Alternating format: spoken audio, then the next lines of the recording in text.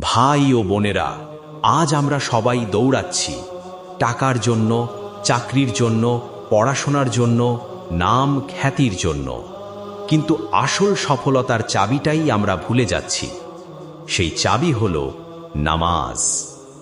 আল্লাহ কুরআনে বলেছেন, নামাজ অবশ্যই মুমিনদের জন্য নির্ধারিত সময়ে ফরজ করা হয়েছে। আর রাসূল সাল্লাল্লাহু আলাইহি ওয়াসাল্লাম সতর্ক করেছেন, কিয়ামতের দিনে প্রথম হিসাব হবে নামাজ থেকে।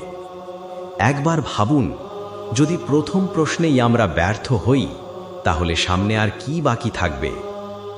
শয়তান আমাদেরকে নামাজ থেকে বিরত রাখতে সবচেয়ে বেশি চেষ্টা করে।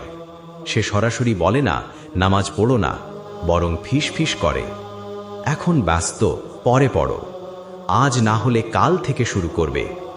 এভাবেই দিন যায়, মাস যায়, ধীরে ধীরে নামাজ আমাদের জীবন থেকে হারিয়ে যায়।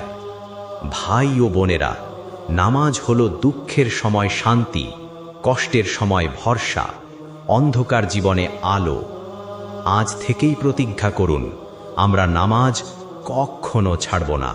কারণ নামাজ হলো জান্নাতের পথে প্রথম পদক্ষেপ, সফলতার আসল চাবি।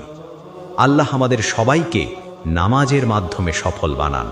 আমিন।